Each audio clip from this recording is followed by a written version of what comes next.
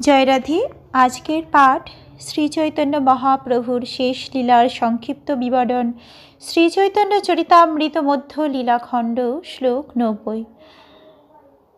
উদ্দেশ্য করিতে করি দিক দর্শন, মুখ্য মুখ্য লীলার করি সূত্র গণন।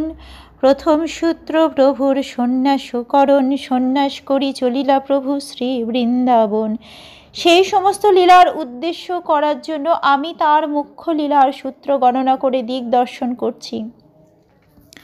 প্রথম সূত্র হচ্ছে শ্রীচৈতন্য মহাপ্রভুর সন্ন্যাস গ্রহণ। সন্ন্যাস গ্রহণ করার পর শ্রীচৈতন্য মহাপ্রভু বৃন্দাবনের দিকে যাত্রা করেছিলেন। এটি শ্রীচৈতন্য মহাপ্রভুর সন্ন্যাস গ্রহণের যথাযথ বিবরণ। শ্রীচৈতন্য মহাপ্রভুর সন্ন্যাস গ্রহণের সঙ্গে মায়াবাদীদের সন্ন্যাস গ্রহণের কোনো তুলনা হয় না।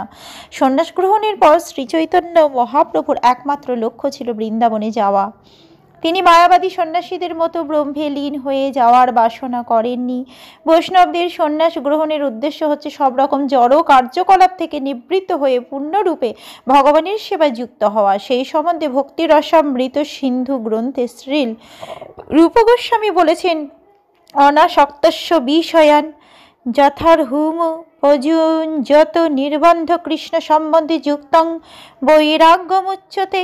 বৈষ্ণবের সন্ন্যাস গ্রহণের অর্থ হচ্ছে পূর্ণরূপে সব রকম জড় আসক্তি সর্বতভাবে পরিত্যাগপূর্বক নিরন্তর ভগবানের প্রেমময়ী সেবায় যুক্ত হওয়া। কিন্তু মায়াবাদী সন্ন্যাসীরা জানে না কিভাবে সব কিছু ভগবানের সেবায় নিযুক্ত করতে হয়, কারণ ভগবত ভক্তি সম্বন্ধে তারা কোনো শিক্ষা লাভ করেনি এবং তারা মনে করে জড় বিষয় অস্পৃশ্য, ব্রহ্ম সত্যং জগন মিথ্যা। মায়াবাদীরা মনে করেন যে জগৎ মিথ্যা, কিন্তু বৈষ্ণব সন্ন্যাসীরা সেই রকম মনে করেন না।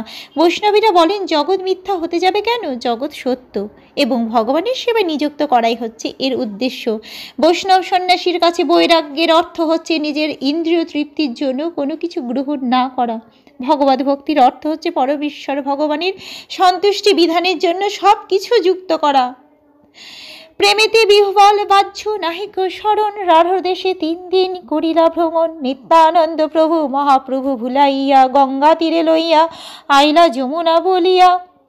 বৃন্দাবনে যাওয়ার পথে শ্রীচৈতন্য মহাপ্রভু কৃষ্ণ প্রেমে বিহ্বল ছিলেন এবং তার বাহ্য জ্ঞান সর্বতভাবে লোপ পেয়েছিল। এভাবেই তিনি 3 দিন রাঢ় দেশে ভ্রমণ করেছিলেন, যে স্থানে গঙ্গা নদী প্রবাহিত হয় না। শ্রী নিত্যানন্দ প্রভু শ্রীচৈতন্য মহাপ্রভুকে ভুলিয়ে গঙ্গার তীরে এনে বললেন যে সেটি হচ্ছে যমুনা নদী। শান্তিপুরে আচার্যের গৃহে আগমন, প্রথম ভিক্ষা কইল তাহা রাত্রে সংকীর্তন। 3 দিন পর শ্রীচৈতন্য মহাপ্রভু শান্তিপুরে অদ্বৈত আচার্য প্রভুর গৃহে এসে প্রথম ভিক্ষা গ্রহণ করেছিলেন। সেই দিন রাত্রে তিনি সংকীর্তন করেছিলেন। ভগবত প্রেমানন্দে বিহ্বল হয়ে শ্রীচৈতন্য মহাপ্রভু 3 দিন কিছুই খাননি। তখন শ্রী নিত্যানন্দ প্রভু তাকে ভুল পথে নিয়ে এসে গঙ্গাকে যমুনা বলে প্রতিপন্ন করেছিলেন। যেহেতু মহাপ্রভু বৃন্দাবন যাওয়ার পথে প্রেমে বিহ্বল ছিলেন, তাই যমুনা দর্শনে তিনি উৎফুল্ল হয়েছিলেন, যদিও সেটি ছিল গঙ্গা নদী। এভাবেই মহাপ্রভুকে শান্তিপুরে শ্রী অদ্বৈত আচার্য প্রভুর গৃহে নিয়ে আসা হয়েছিল এবং সেখানে তিনি 3 দিন পর প্রথম আহার গ্রহণ করেছিলেন। যে কয়দিন শ্রীচৈতন্য মহাপ্রভু সেখানে ছিলেন, তিনি সচিমাতাকে দর্শন করেছিলেন এবং প্রতি রাত্রে ভক্ত সঙ্গে সংকীর্তন করেছিলেন। মাতা ভক্তগণের তাহা করিল মিলন, সর্ব সমাধান করি কইল নীলাদ্রি গমন। শ্রী অদ্বৈত আচার্য প্রভুর গৃহে তার মায়ের সঙ্গে এবং মায়াপুরের ভক্তদের সঙ্গে তার মিলন হয়েছিল। সেখানে সমস্ত সমস্যার সমাধান করে তিনি নীলাচলে গমন করেছিলেন।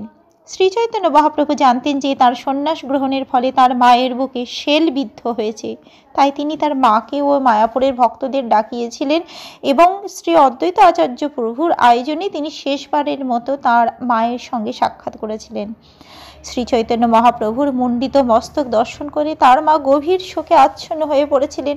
তার মস্তকে আর কুঞ্চিত সুন্দর কেশদাম ছিল না। সমস্ত ভক্তরা সচিমাতাকে সান্ত্বনা দিয়েছিলেন এবং শ্রী চৈতন্য মহাপ্রভু তাকে রন্ধন করতে অনুরোধ করেছিলেন, কেননা 3 দিন কিছু না খাওয়ার ফলে তিনি ক্ষুধার্ত ছিলেন। তার মা তৎক্ষণাৎ সম্মত হয়েছিলেন এবং সমস্ত শোক ভুলে যে কয়দিন তিনি অদ্বৈত আচার্য প্রভু গৃহে ছিলেন, সেই কয়দিন শ্রী চৈতন্য মহাপ্রভুর জন্য রন্ধন করেছিলেন।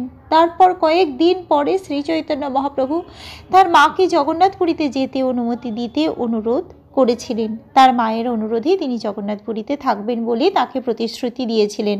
এভাবেই সব কিছুর সমাধান হয়েছিল এবং তার মায়ের অনুমতি নিয়ে শ্রী চৈতন্য মহাপ্রভু জগন্নাথ পুরীর দিকে যাত্রা করেছিলেন। পথে নানা লীলারস, দেব দর্শন, মাধব পুরীর কথা, গোপাল স্থাপন।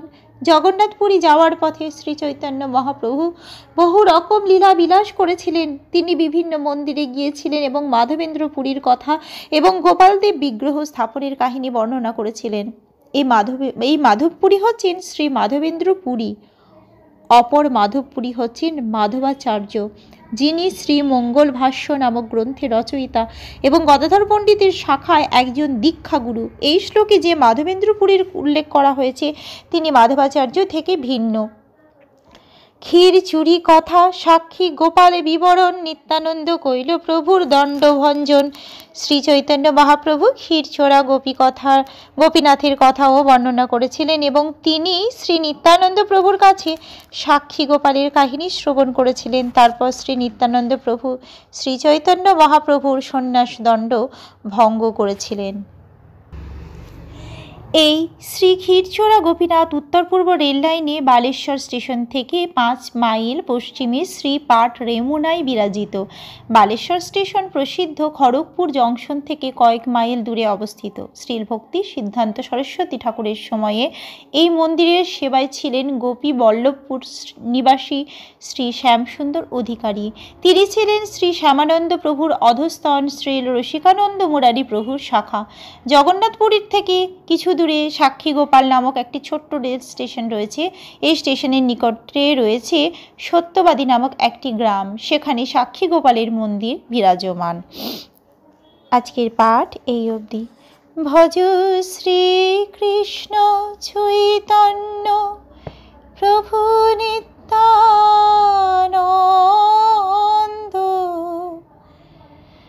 শ্রী অদ্বৈত গদাধর শ্রীবাসাদি গৌর ভক্ত বৃন্দ।